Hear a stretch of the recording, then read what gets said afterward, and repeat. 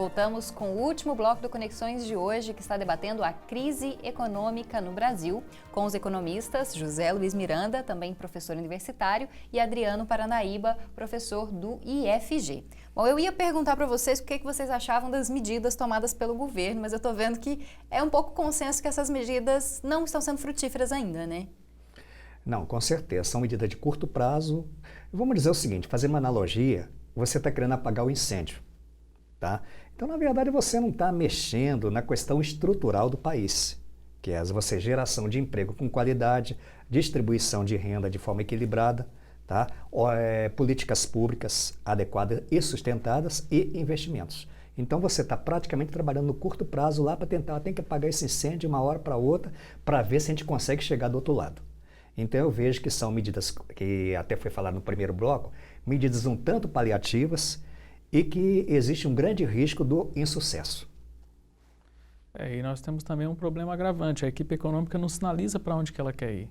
A gente acabou de falar que aumentou a taxa de juros para controlar o crédito e recentemente o governo aumentou o crédito consignado para o servidor público federal. Então ele aumentou uma válvula de pegar empréstimo. Então o governo não sabe de fato o que ele quer e eu realmente acredito que essa equipe econômica está perdida. E juntos estaremos, né? Porque quem paga a conta somos nós. Com certeza. Existe alguma perspectiva que poderia ser feito na atual situação de crise mundial, né? De, às vezes, até saída de recursos exteriores no Brasil, dificuldades maiores nesse cenário mundial. Como é que o Brasil poderia fazer para voltar a crescer, para voltar a oferecer emprego? É bom a gente deixar claro que o cenário de crise mundial já não é a realidade. A desculpa de falar que o que está acontecendo no Brasil é um reflexo da crise mundial, isso é uma grande mentira. Se você for pegar dados do FMI recentemente, do relatório do Outlook do FMI, você percebe que todos os países do mundo, exatamente todos os países do mundo, das grandes economias, estão subindo a perspectiva do PIB. Mesmo as europeias que estavam em uma crise? Até as crise? europeias. Claro, a Grécia não entra na conta porque ali é incrível, né? Ali conseguiu ser contra todas as teorias econômicas para se tocar um país. Mas todo o bloco europeu como um bloco, a economia americana, os asiáticos, até a China, né? Você está tendo aí um crescimento de PIB ou sair do PIB negativo. O único país que tem uma previsão de PIB negativo para 2015 é o Brasil. Porque o momento de ganhar fôlego, porque os outros estavam em crise e a gente não foi feito isso. E agora a gente vai ter que pagar essa conta. Como é que a gente faz essa conta? Infelizmente, o único jeito que eu vejo do Brasil sair dessa sinuca nós temos que reduzir o tamanho da máquina estatal. O Estado gasta muito. Por que a gente tem essa necessidade de crédito muito grande? Porque o próprio Estado gera isso. Então nós temos que diminuir o tamanho da máquina pública para que as pessoas consigam fazer poupança. Né? Por exemplo, se a gente reduz os impostos dos produtos, tem produto no Brasil que paga mais de 60% do preço é imposto. Eu prefiro uma redução de 60% do preço de um produto do que um aumento vagabundo de 8% todo ano no salário mínimo. Você teria um ganho real, as pessoas teriam um ganho real de poder de compra. As pessoas iam conseguir fazer uma coisa extremamente importante para a economia, poupança. Colocar o dinheiro de verdade no banco para que esse dinheiro em poupança transforme-se em investimento para a economia de longo prazo. É isso que faz um crescimento sustentável. E não o governo incentivar as pessoas a pegarem crédito, oferecer crédito para as empresas para elas crescerem e no final da conta não existe dinheiro para pagar esse crédito. É um crescimento artificial pela simples emissão de moeda. O que é que impede o governo de reduzir esses impostos? Olha, Camila, existe dentro da linha da economia, do pensamento econômico, existe uma escola chamada Nova Economia Institucional, em que ela atribui um papel significativo a qualquer iniciativa de ordem econômica ao equilíbrio das instituições. Tá? Então, se você tiver as instituições, o ambiente institucional, ele funciona adequadamente, e isso gera segurança para as empresas e segurança para as pessoas tomarem as suas decisões. E no ponto de vista externo, quando você tem as instituições sólidas, isso significa o quê? Mais atração de capital para dentro do país. E a realidade que o país está passando hoje para o exterior é uma situação de instabilidade institucional. Tá?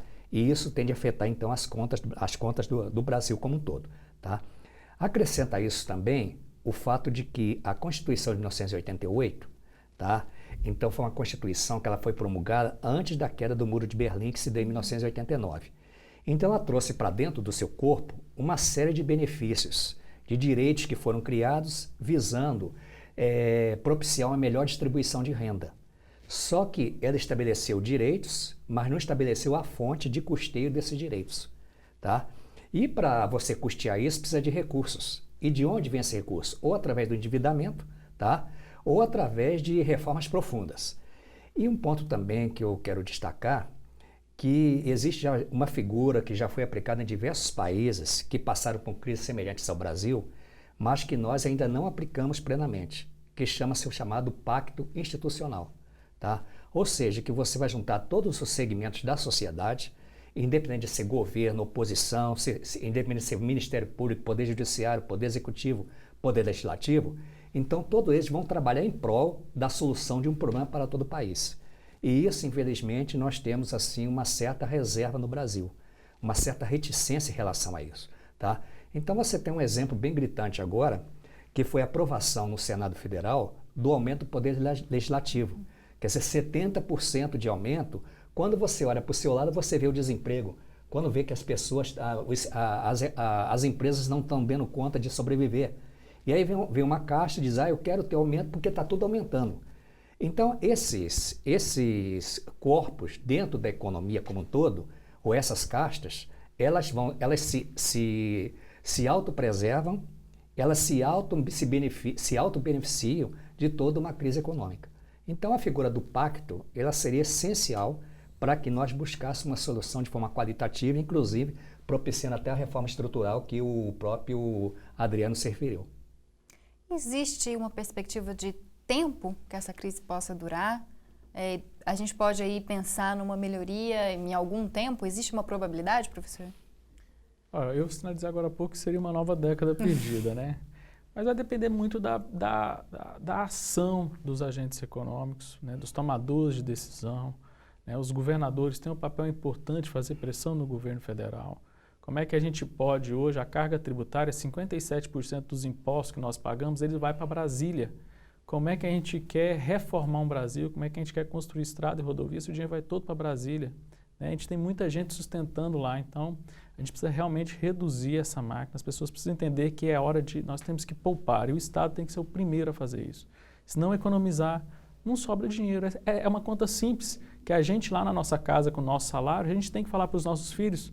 Por que o governo não consegue falar isso para os seus partidários, para as suas pessoas ali que trabalham no governo?